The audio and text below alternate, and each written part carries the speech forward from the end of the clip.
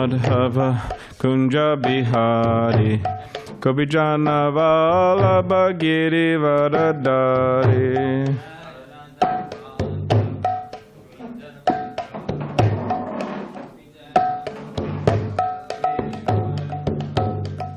Jai Radha Madhava Kunja Bihari Gopijana Vallabha Girivaradari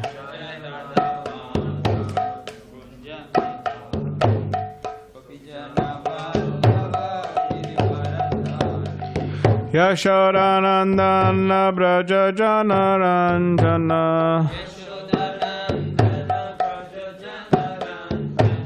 Yashodanandana Braja Jana Ranjana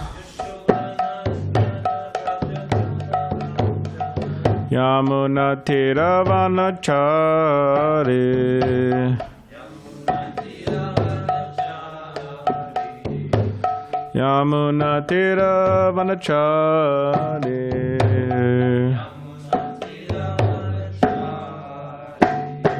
Jai Radha Madhava Kunja Bihari Gopijana Vallabha Girivaradari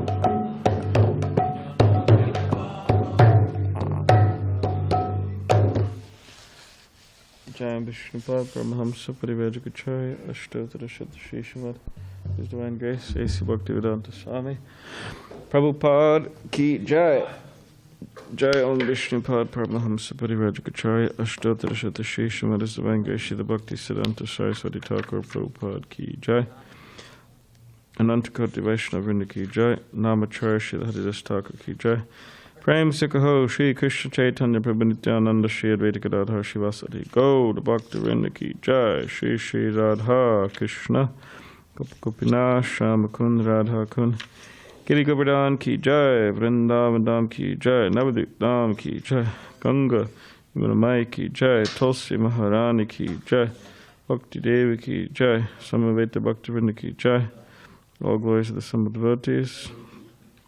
All glories to the assembled devotees. All glories to the assembled devotees. All glories to Shri Guru and Shri Gauranga.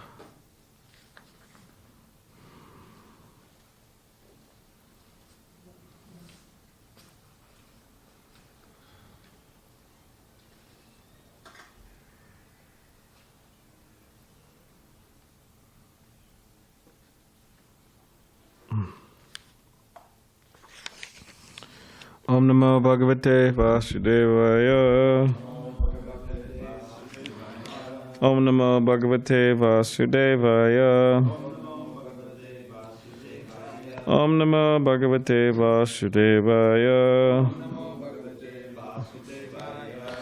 Srimad Bhagavatam, Canto 5, Title of the Creative Impetus, Chapter 26, The Hellish Planets, Text 11. Yet viha yata vamuna vihingsita jantava paratra yama yatanam upagatam ta eva ruravo buddva tatatam eva vahim santi tasmad roravam iti yahu rurur iti sarpat adikurar satvasya padeshaha. Translation. Commentary by His Divine Grace, Asi Bhaktivedanta Swami Prabhupada.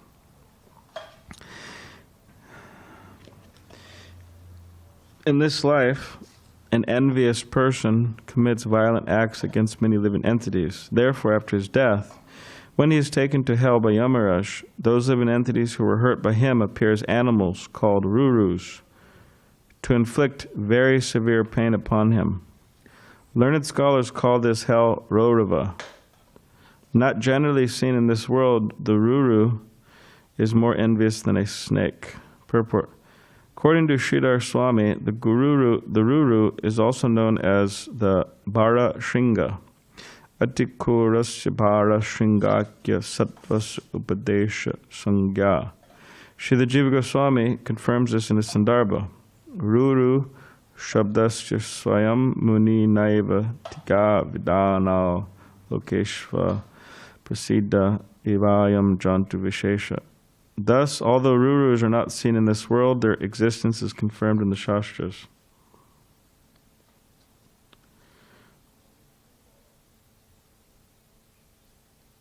Okay, I'll read the next one.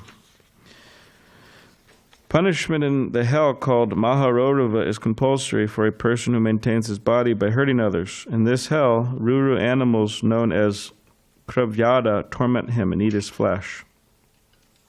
Purport. The animalistic person who lives simply in the bodily concept of life is not excused. He is put into the hell known as Maharorava and attacked by Ruru animals known as Kravyadas. 13. For the maintenance of their bodies and the satisfaction of their tongues, cruel persons cook poor animals and birds alive. Such persons are condemned even by man-eaters.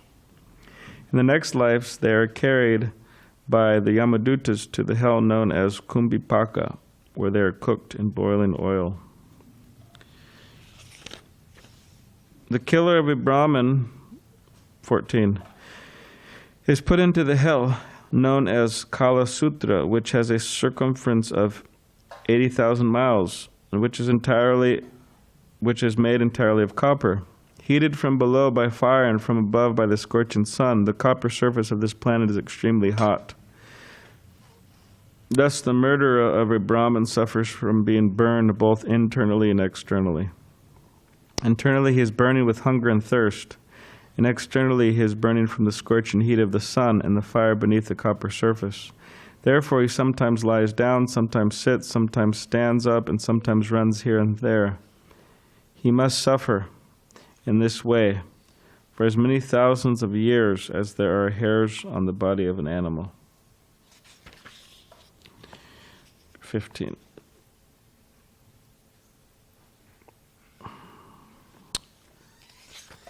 (16, 17). How many verses are here total in the chapter? Let's see here. I don't think there's that many verses.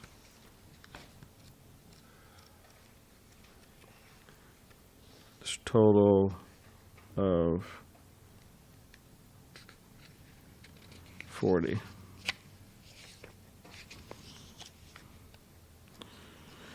Okay, 16 or 15. If a person deviates from the path of the Vedas in the absence of an emergency, the servants of Yamaraj put him into the hell called Asi-patravana, where they beat him with whips. When he runs hither and thither, fleeing from the extreme pain, on all sides he runs into palm trees with leaves like sharpened swords. Thus injured all over his body and feigning at every step, he cries out, "Oh, what shall I do now? How shall I be saved?" This is how one suffers who deviates from the accepted religious principles. Purport. There is actually only one religious principle, dharmaṁ to sākṣād bhagavat-praṇītam. The only religious principle is to follow the orders of the Supreme Personality of Godhead. Unfortunately, especially in this age of Kali, everyone is an atheist. People do not believe in God. What to speak of following his words? The words Nijaveda Pata can also mean one's own set of religious principles. Formerly, there was only one Vedapata, or set of religious principles. Now there are many. It doesn't matter which set of religious principles one follows. The only injunction is that he must follow them strictly. An atheist, or Gnostic, is one who does not believe in the Vedas. However, even if one takes up a different system of religion, according to this verse, he must follow the religious principles he has accepted. Whether one is a Hindu or a Mohammedan or a Christian, he should follow his own religious principles. However, if one concocts his own religious path within his mind, or if one follows no religious principles at all, he is punished in the hell known as Asi-patravana. In other words, a human being must follow some religious principles. If he does not follow any religious principles, he is no better than an animal. As Kali-yuga advances, people are becoming godless and taking up so-called secularism. They do not know the punishment awaiting them in Asi-patravana, as described in this verse. So tomorrow will be 16. Mogalila Das will read 16 and 17. Looks like he'll be speaking on 17. I think that's a substantial enough purport. And then 18 will be Srimad Prabhu on Monday.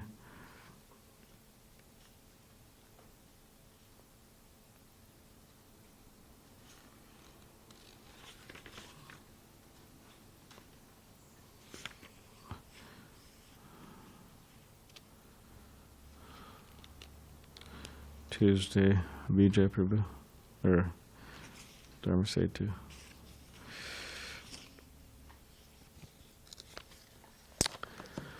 Omeganativadandasya Gananjana Shalakya Chakshulan Balitamyana Tasmai Shri Guruve Namaha Makam Kadidavachalam Pangam Langa Tegirim Yakipadamaham Bande Shri Gurundi Tadanam Vancha Kabladibishcha Kripa Sindhibhavacha Patitanam Pavanebhyo Vaishnavebhyo Namo Namaha Jaya Shri Krishna Chaitanya Prabhu Nityananda Shri Advaita Gadadhar Shivasadi Gaur Bhaktivinda Hare Krishna Krishna Krishna Hare Hare Hare Rama Rama Rama Hare Hare.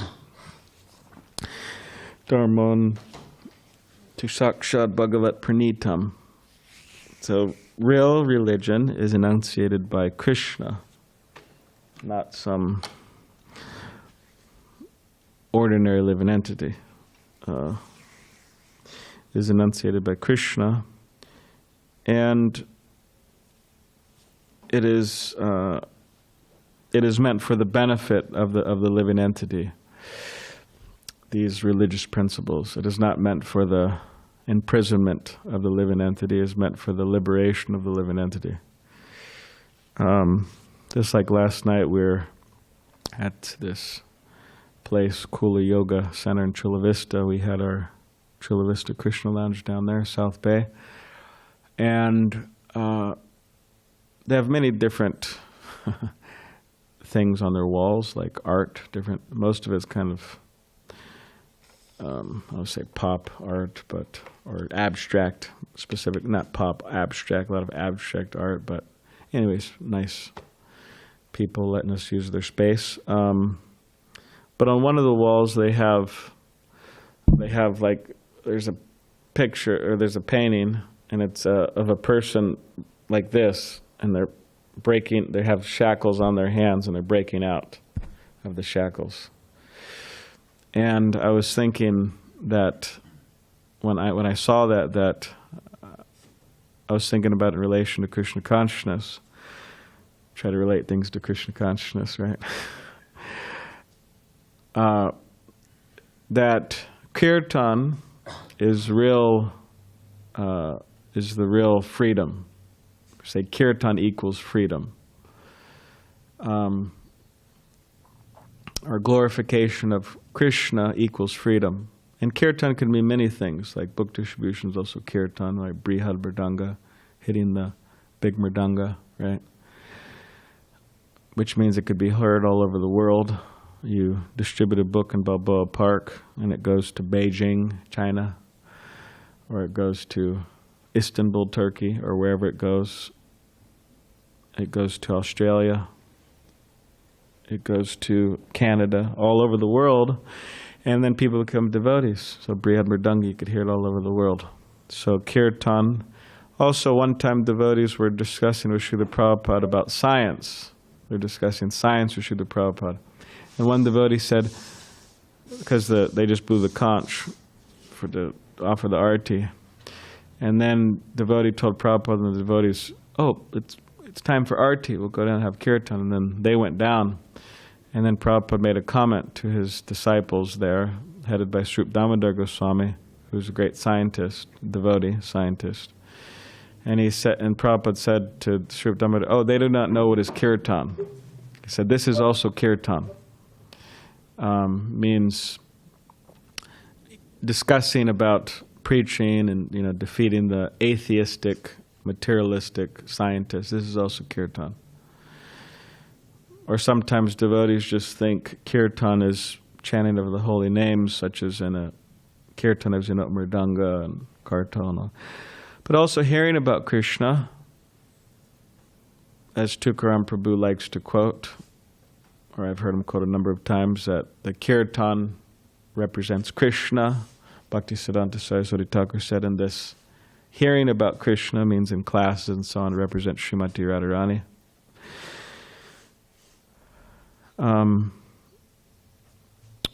So yeah, kirtan can mean many things. I mean, Bhaktisiddhanta Saraswati Thakur himself, he would give very long classes. Sometimes we have these ISKCON Swamis who also give very long classes. Like, devotees always talk about how in Chaupati, when His Holiness Bhakti Tirtha Swami passed away shortly after, Radhanath Swami gave a talk, and it was like 5 hours. But there's some Swamis who speak a very long time, and some speak quite shortly, like Bhakti Sundar Goswami is quite a 20, 30 minutes, and Prabhupada was also 20 minutes. But Bhaktisiddhanta Saraswati Thakur would speak a very long time, 2 hours, 3 hours. So kirtan, this is a religious principle. This is something meant for our liberation, or meant to break the shackles. And everybody's in shackles in the material world. Shackles, right? Golden shackles, bronze or silver shackles, copper shackles, whatever. Different grades of shackles. Like you get people living in poor neighborhoods and maybe they have less expensive shackles. You get people in more wealthy neighborhoods. You have more expensive shackles. But they're all shackles. And says that the living entity is bound by the shackles of Maitunya Agar, which means the shackles of sex life, and means sex attraction. And as Srila Prabhupada was once brought up to one of his disciples brought it up about sex attraction. How do I get free? I'm being disturbed, etc. Prabhupada said, "Oh, not only you," he said, "everyone, even the bird society, animal society, everyone." You know, he said up to Lord Brahma down to the ant, everyone's being disturbed, not just you. And sometimes, like, devotees may want to, in the name of love, connect with another soul in the religious institution of marriage. Which is quite common and normal in many ways, but we have to know who love is for, actually, ultimately. Like Srila Prabhupada was in Los Angeles one time, and there was one boy talking to him, one of his disciples, and he said, "Oh, I'm thinking about getting married, Prabhupada, and I'm trying to look for a wife, this and that." And Prabhupada said, "Oh, you want to get married?" And then the disciple said, "Yes." And then Prabhupada looked out the window, and there was some devotee ladies milling around, men and ladies, and Prabhupada pointed to some of the ladies and he said, "Just pick one." And he said, "But in terms of love," he said, love is for Krishna. That's for Krishna. So as a matter of inclination, or as a matter of one's own inclinations or whatever, one may or may not do that, but ultimately we have to know who loves for. That's for Krishna. But this Maitunya Agra, that is sex attraction, it is that which is binding the soul. And even devotees, it's not that, oh, well, I'm a devotee and I'm free, or I'm in the religious institution of marriage and therefore I'm free.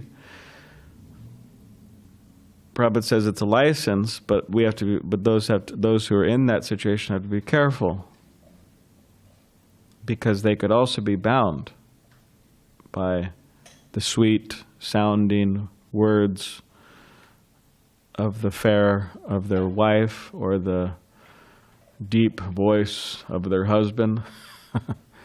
The broad shoulders and strong arms and whatever the attraction is. He may not have broad shoulders or a deep voice, and she may not have a high voice or whatever. It might be opposite. The guy thinks she has such broad shoulders and such a deep voice, and the woman's thinking he has such non-broad shoulders and a high voice, whatever. But that sex attraction has to be controlled, and because as soon as one turns their face from Krishna, what's there? Sex attraction, that's what's there. Immediately, you don't have to call, it's just there. So to be religious, to be God conscious, to be a devotee, means to control these desires, all of our desires. Vacho vegam, manaso krodha vegam, jiva vegam, adurapasta vegam, tongue, belly, genitals, mind, anger, words, all of these different things to control. And not control in a Mayavadi way, in an impersonal way, but in a Krishna conscious way. I engage all of my senses in Krishna service. And therefore they're under control, right? Rishikena Rishikesh Sevanam Bhakti Uchate, that we engage our senses in the service of the master of the senses. And therefore there's possibility of controlling them. Without that, there's no possibility. And there's so many examples, right? Sarbara Muni, Vishamrita Muni. Vishamrita Muni was meditating in the forest, and he heard the tinkling ankle bells, which if you're lusty, very disturbing. If you're not lusty, it doesn't really, who cares, right? Tinkling ankle bells, so what? But he happened to have some lust in his heart, just as the Falgu River, I think it is. Falgu River, it's dry, right? And it's a dry bed, but then you just go a little deep and there's water. So similarly, he was a dry yogi, but you go a little deeper, and then in his heart there's all this lust there. So he saw her, and of course she was, some people say, well, how can you blame him? She was a heavenly damsel from the higher planets, right? But a devotee can control.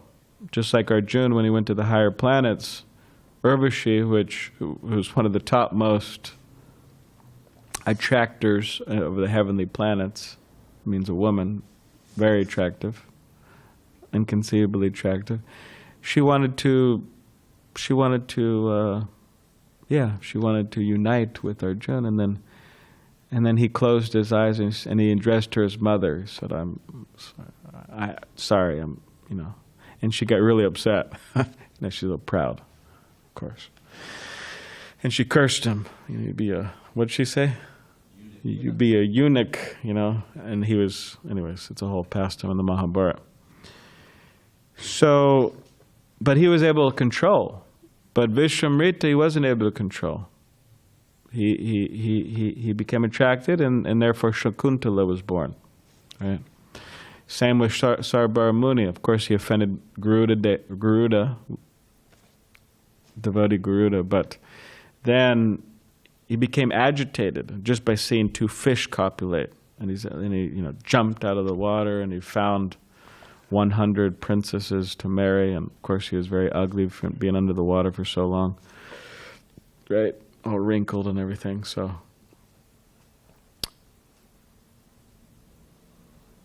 but eventually it says that he actually came back to the path, and I believe in the Bhagavatam it says he actually became God realized later. So it's a happy ending, but not a little detour. But a devotee, so in other words, unless one becomes a devotee, there's no chance of controlling. So therefore one has to become a devotee and become a lover of Krishna, not a lover of, worldly things or worldly attractions. And these desires that people have can be very embarrassing. Actually, it's not that they can be very embarrassing. They just are embarrassing. Not that they can, they are. It's anyways. But of course, it becomes more apparent sometimes. And in terms of controlling, people have to know what to say and what not to say. For example, based on what somebody has said in the past, it's actually said because sometimes they say, if you just say something, you'll go to hell or you'll go to heaven, and we don't accept this, right? But there's a particular pastime or a particular story that devotees quote often from the Padma-purana, right? Because no one else knows where it's from, but if you don't know where someone's from, it's from one of the Purana, Padma-purana, right? Padma-purana is so big, nobody's read it, so it's so chapter 18, right? Look it up. 18 has 500 verses in it. So, no, but it's a common story and everybody accepts it. But there's a family running from a bunch of thugs, right? And they're trying to kill him. They're trying to kill this family. So then the family runs in, barges into a Brahmin's house or cottage or whatever, and then they keep on running. There's different versions of the story. They keep on running, and then these thugs go into the Brahmin's house, and obviously they look like they're up to no good, and they're chasing after these people to kill them. And the thugs ask the Brahmin, where do these people go? And the Brahmin says, they went that way. They went that way. And then they ran after them and they killed them. And then it's brought up that Brahmin went to hell because of that, for telling the truth. For telling the truth, he went to hell. So sometimes we may lie. And we may be liberated. And sometimes we may tell the truth and we may go to hell. So we have to know, we have to be intelligent. What's a detail that can be adjusted, what's a principle that cannot be changed.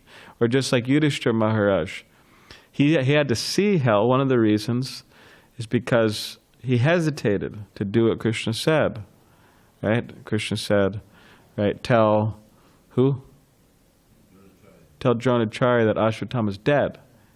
And Yudhishthira Maharaj, very truthful devotee, most truthful devotee, but he hesitated. Later he had to see hell. He didn't go to hell, but it's enough seeing it, right? It's very scary. Imagine seeing some of this in your vivid, graphic in your dreams. It's very scary. So we have to know when to say something, when not to say something. Now I'm going to bring this up, but I'm bringing it up and no one really knows who I'm talking about. So, but it's as a matter of principle. There was one. I've been here for 16 years, just about, and there's been many brahmacharis, dozens of brahmacharis who have joined and left this ashram. So out of all of those brahmacharis, those dozens of brahmacharis, one brahmachari, and I remember he was going over some house regularly. House means a woman and a man and their child, and I would also go over there sometimes to their house, and I heard later that this particular devotee, he sat down with this couple, and he said, "I can't go to your house anymore because I'm feeling attraction, to your." He said, "I'm not together. I'm feeling attraction to you," means the wife, and I don't know how you're supposed to explain that to someone. it's just awkward, socially awkward, and just wrong. You don't sit a couple down together and say, yeah, dear Prabhu, I'm feeling attraction to your wife, or dear wife, I'm feeling attraction to you. I mean, you don't say that. In other words, it's being truthful in a wrong way. What a logical thing to do, if a person's feeling attraction and they cannot control that attraction, that may be there. Of course, best if it's not there. Best if it's not there at all, right?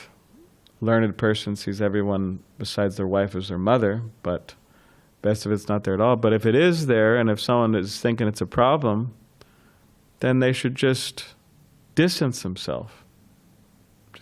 They say, oh, why aren't you coming anymore? Yeah, I'm busy. I have service at the temple. I'm, doing this and doing whatever. Say whatever, but sit someone down and say that. And that could be very disturbing for people who especially don't have much faith in Krishna consciousness, which these people weren't the most faithful devotees. The brahmachari told them that. So it could be damaging. Like we're seeing this person as a priest, we're seeing this person as a leader, and now he's sitting down listening, telling this. So it's an example of speaking when we shouldn't speak. Being truthful, unintelligently truthful. And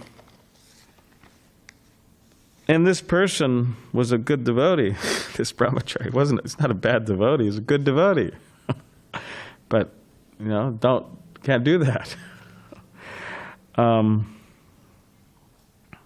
So there's two examples of the Brahmin who told the truth and this devotee who told the truth. So there's religious principles, but we have to understand the essence of them. And if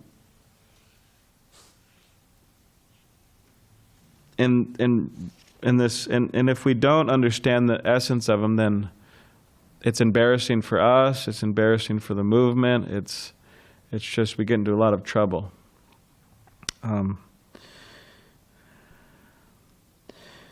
So it's not only that we have to follow religious principles, because this is the problem with Christianity, this is the problem with Hinduism, this is the problem with Islam, this is the problem with all these religions, that the people, they do not understand really the essence of it. And therefore their preaching is near useless, or just giving a bad name to religion, or in our case, a bad name to Prabhupada. So it's very important that devotees they have to understand religious principles, but they have to understand how to apply them. And that takes some intelligence. And that means we shouldn't just think we know everything. But if we're in a tough situation, we have to consult with others. I'm thinking about doing this. Is this a good idea? They say, no, it's a bad idea. Don't do it. Like if someone would have told me, oh, I'm going to go tell this couple that I feel attraction to their wife, I would have said, no, don't do it. It's a bad idea. It's embarrassment, actually, to him and to, anyways. So, and therefore, the essence of religion is said to be in the hearts of the self-realized. What to do, what not to do. And therefore, to study Srila Prabhupada's life is very important. To study Prabhupada's life again and again and again through so many of his, there's so many biographies about him. This is part of being a devotee, because okay, I know that I'm not the body, I know that the principles of karma and reincarnation, I know Bhagavad Gita, I know some Bhagavatam shlokas. All right, but how do you know how to apply the philosophy in a practical way, in a day-to-day life? By associating with your Diksha spiritual master who you see 3 days out of the year? By associating with your local GBC who is very, very, very, very busy? And, you may not see so many interactions or by hanging out with all the senior devotees you do. We'll learn something, but I don't say it's enough. I say we have to, my conviction is that we have to read Srila Prabhupada's life, how he operated, and then we'll know. And we'll be, being a very nice representative. So in conclusion, there are religious principles that we have to follow as devotees, but we should understand the essence of them by studying Srila Prabhupada's life and how he applied the principles in a day-to-day life. And we shouldn't think we know, but we should consult with others. And we should be doubting, actually, our abilities to represent properly. And therefore, we should consult and not just say, I have a bright idea, and make an embarrassment. With all due respect. So does anybody have any questions or comments?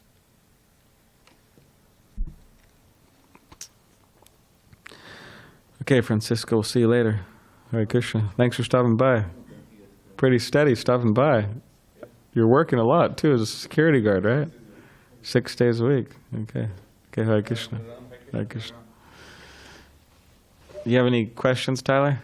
Yeah, I was hoping that we could define, I was trying to find it, I may have a few questions, but ultimately I was hoping we could define that term. The Maitreya, or...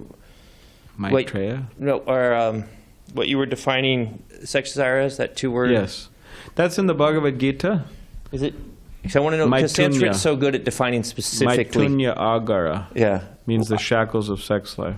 Shackles of sex life. Okay. Why is that? Because a soul is bound by it. Means they're actually slaves to it. That's the problem. Whereas a devotee, they're liberated from that. They're not. Like Prabhupada said, you become free from sex desire, you're 50% liberated. Wow. So that's 50% of the problem. Wow. You know. And Krishna is Madan Mohan, right? He is the Madana Mohana. Sorry. Not anyways. Madana Mohana. Okay, sorry. That's the American pronunciation. So many devotees say that, right? Everyone says practically, I've heard.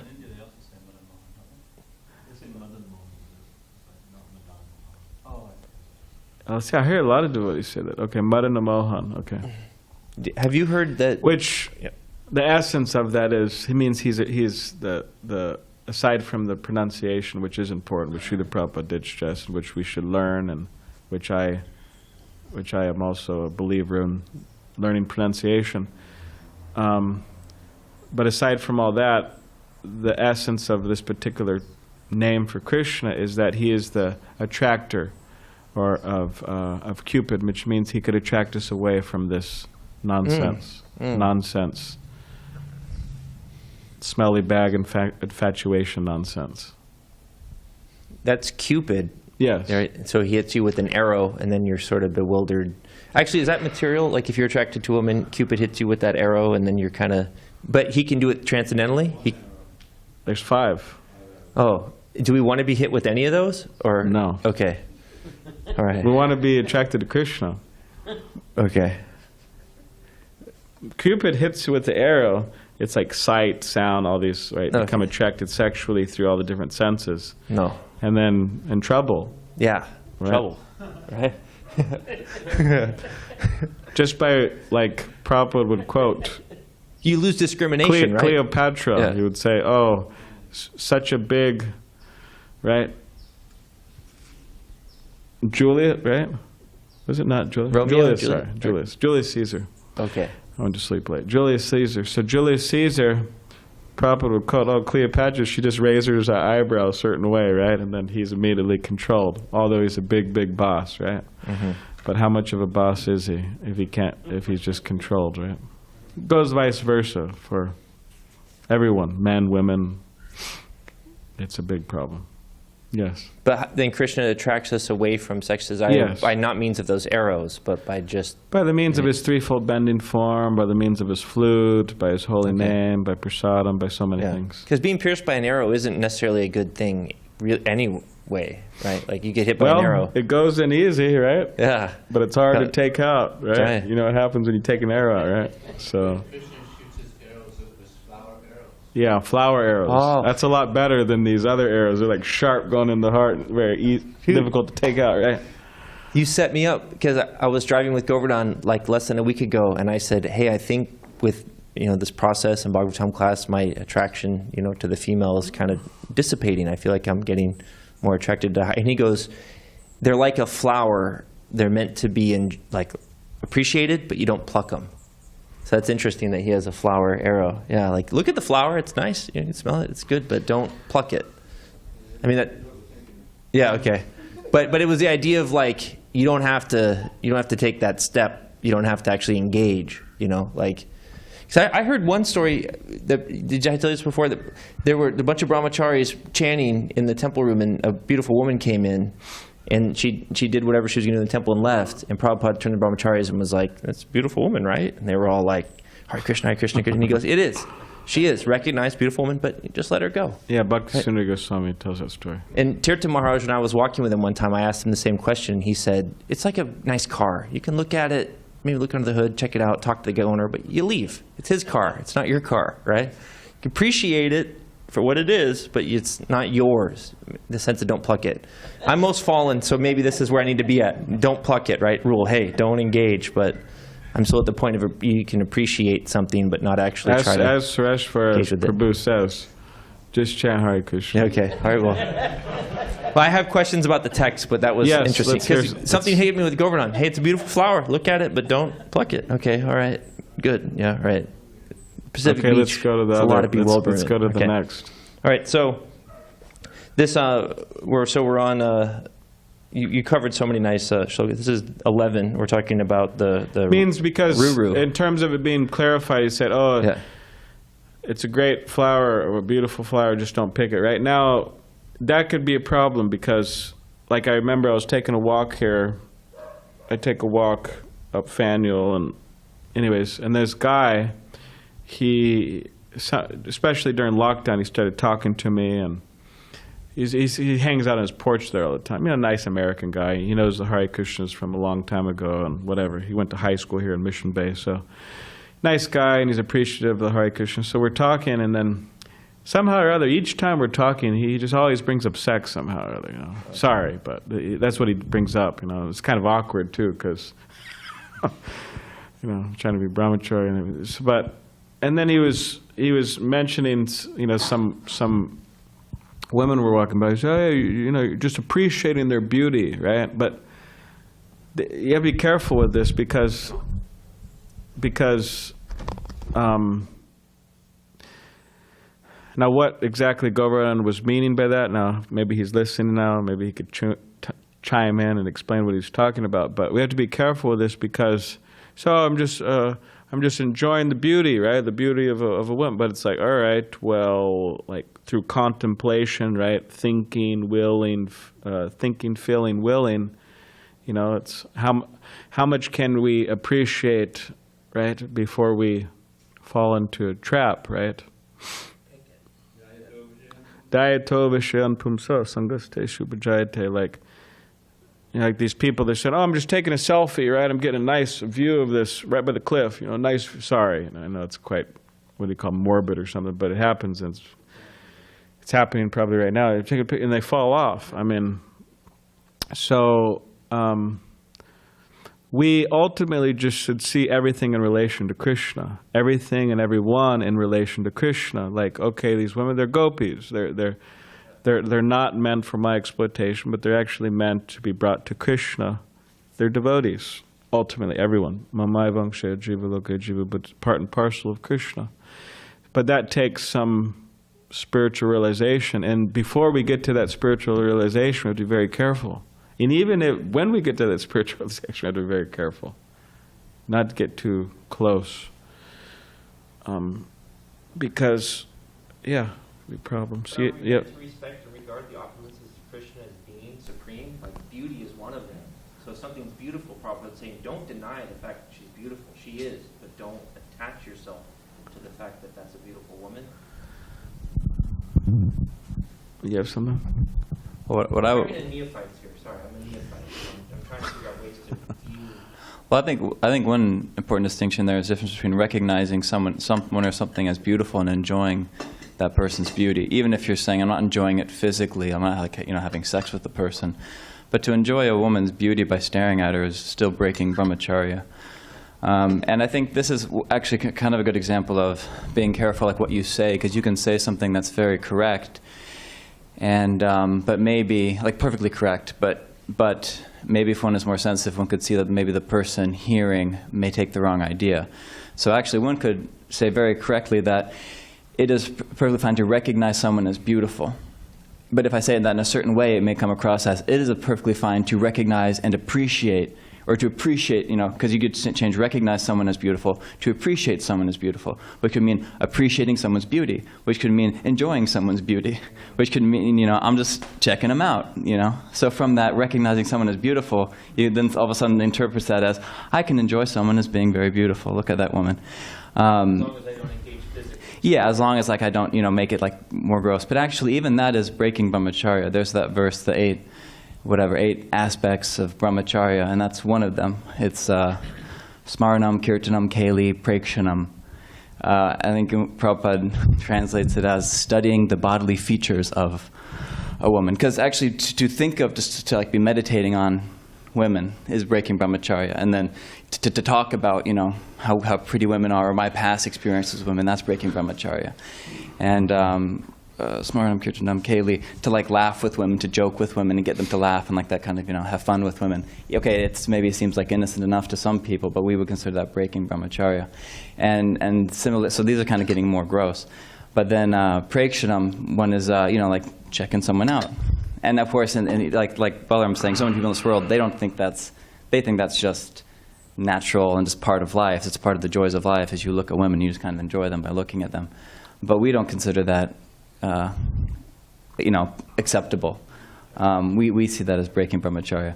And actually, there's a talk that there's a talk that Mahatma Prabhu gave recently, and he was talking about, the topic was about lust and different facets of it, but he was saying that one mistake, maybe you could say this is his opinion, but he was saying that one mistake people make is that they have too loose a definition of pornography.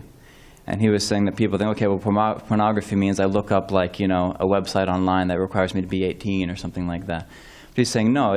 So they're saying, okay, well, what's the difference between, you're looking at something, very gross, pornography.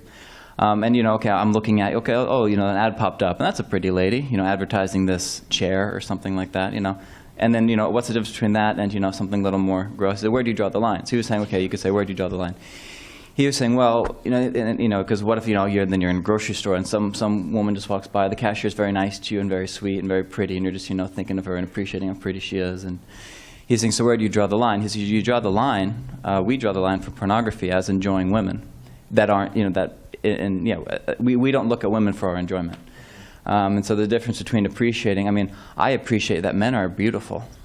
Doesn't mean I'm not in a homosexual way. So you see some people freak out about that. Like I'll say, that guy he walks by, he's really attractive, Oh, you just said he's attractive. You must be homosexual. No, I'm recognizing the person's attractive. So I can recognize a woman's attractive. Yeah. I recognize that.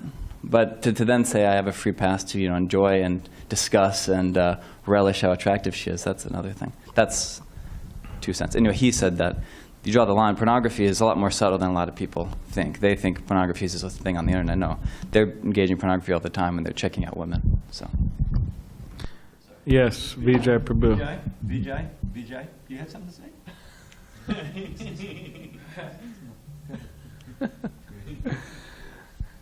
I recall Prabhupada saying that as soon as a brahmacharya appreciates the beauty of a woman, he's captured by Maya. Because what is the body of a woman? We all know the elements of that. It's Maya. Actually, that's one of the things. A brahmacharya shouldn't see a woman, right? So, just have to avoid. Of course, especially on book distribution, that's difficult. We distribute a lot of books to them. But, Yeah, for modern people, it's very high standard, these things. It's like practically inconceivable. But, these are what Srila Prabhupada taught us, and all devotees are supposed to be brahmacharis, ultimately. Because Prabhupada would say grihasta brahmacharis, and sannyasis and vanaprasthas are fallen brahmachari principles, and brahmacharis are fallen brahmachari principles, so it's just part of the process. And it may be a attachment that's hard to cast off, but the idea is to do that. And for those listening online who are souls and women's bodies,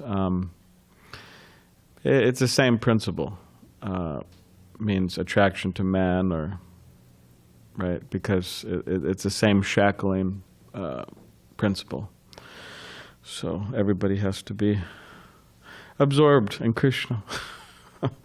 All right, Bob. Okay, we're not gonna continue talking about this, right? Okay, no, I'm just joking. Okay, change the subject, right? I'm just joking. All right, go for it.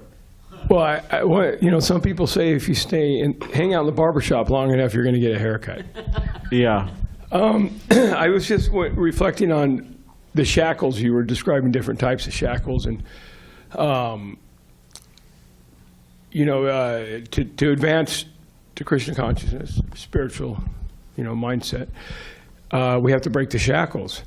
Yeah. And what came to mind was, a lot of times people have paper shackles. And I mean that in a way that they're shackled and they could easily break, but they stay attached to troublesome situations. From outside observation could be very easy. You think, well, just stop. Yeah.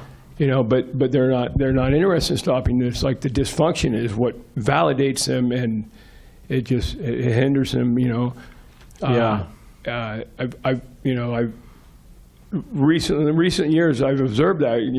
I know a lot of people I've known for a long time, and they stay in situations that would be so easy to get away from, but they don't, and it just keeps them from growing spiritually. Well, from our perspective, it seems easy for them, but it's amazing how the soul can become attached to such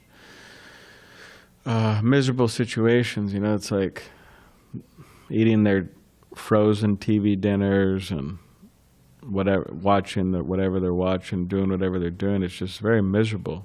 So therefore, devotees have to get out of the temple and meet the people and give them prasadam. Give them like we have this college program in UCSD, which Kevin's on the verge of renouncing because of A, B, C, and D.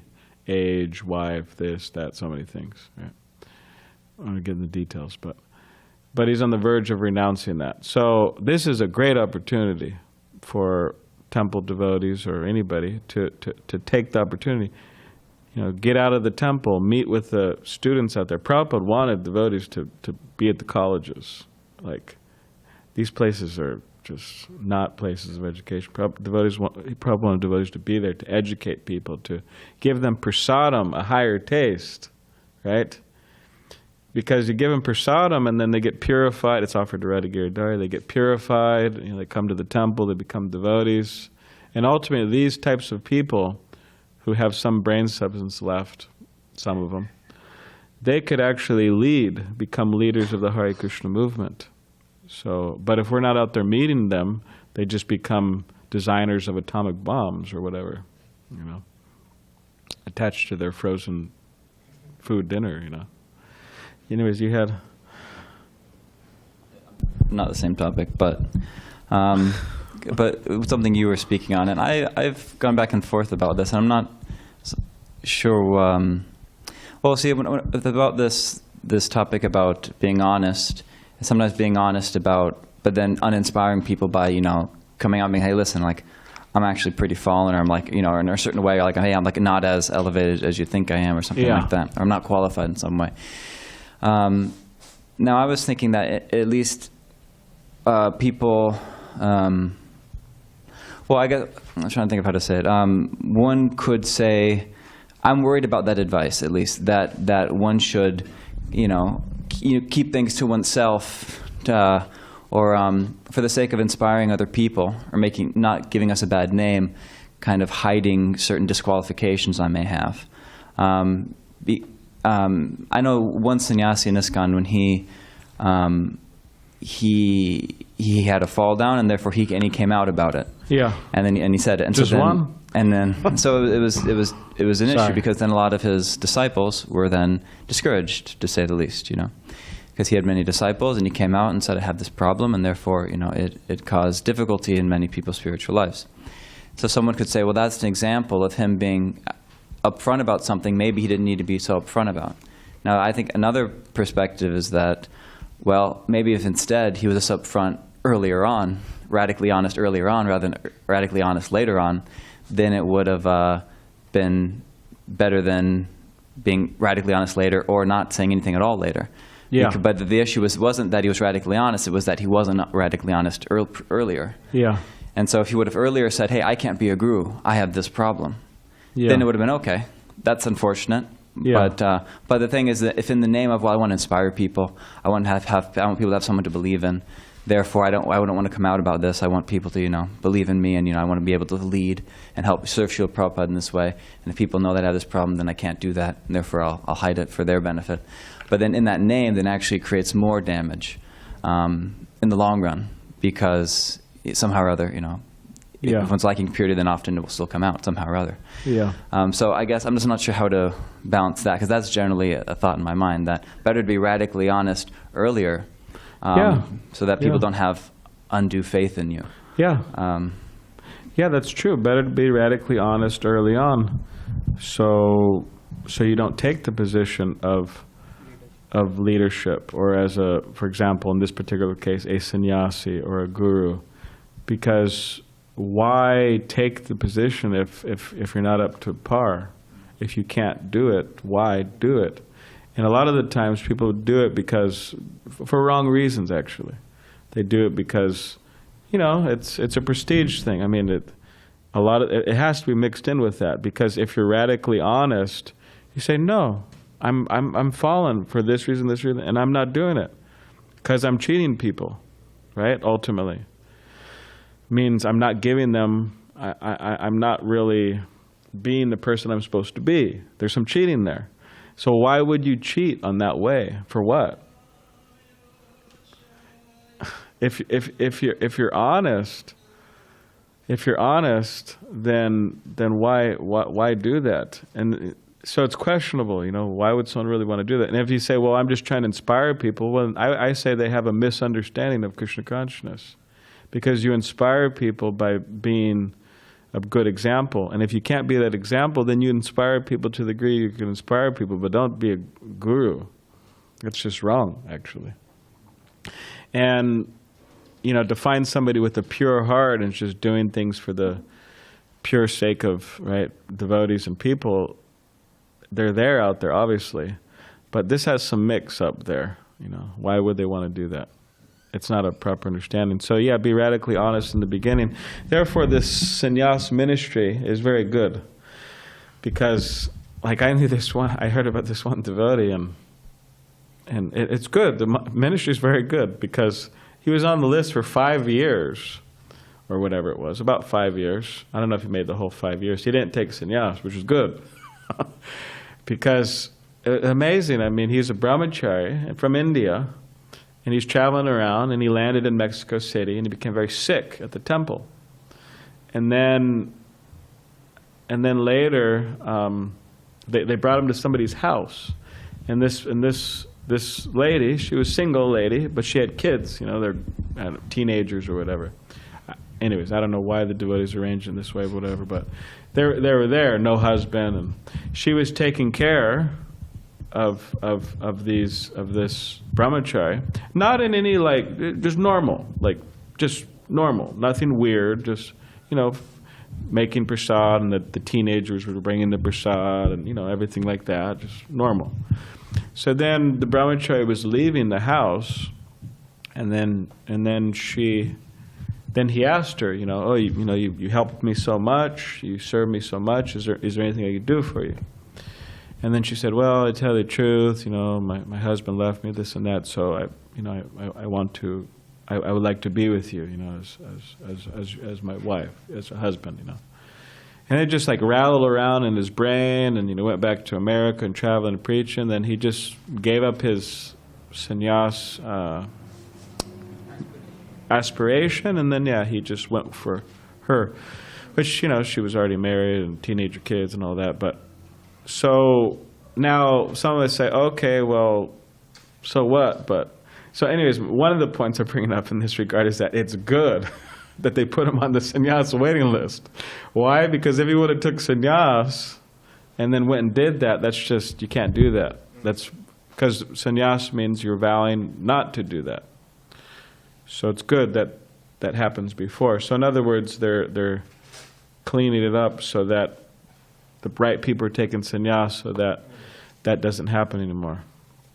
And even though that's the case, sometimes it still happens. So this sannyas ministry, for example, it is helping in this aspect of being radically honest in the beginning, so people do not accept gurus and teachers who are not free from these particular desires, because sannyas life means a life of renunciation, which is based on no interaction, sexual interaction between men and women. So best is to be radically honest in the beginning, and then if one has some issues, some people would say, well, you just announce it on the internet how you're so fallen, this and that, Some people would disagree with that. They would say, you go to your god brothers, you tell them your problems, you go sit in Mayapur and chant Hare Krishna 64 rounds a day or whatever, serve the deities. Some would say that to, reform yourself. But the best is to be radically honest in the beginning, and the best is to be advanced so that none of these problems come up. You're just advanced and you're just smooth sailing, more or less. And there's none of these issues. So the problem comes is that when people aren't radically honest in the beginning, and then they lie to everybody, and then later on they say, yeah, I lied. It's just, they shouldn't have done it in the first place. Or the problem comes is that they're really fixed up, but then later they had some issues. So in order to avoid all this, devotees have to be very humble, very surrendered, intelligent, associated, with the devotees very closely, and being advanced. And then they could avoid all of this. So, all right, we're losing audience by the minute. Okay, is there something on Zoom? No? All right, very good. I'm just joking. Is there anything on Zoom? Okay. Grantaraj Srimad Bhagavatam ki jai.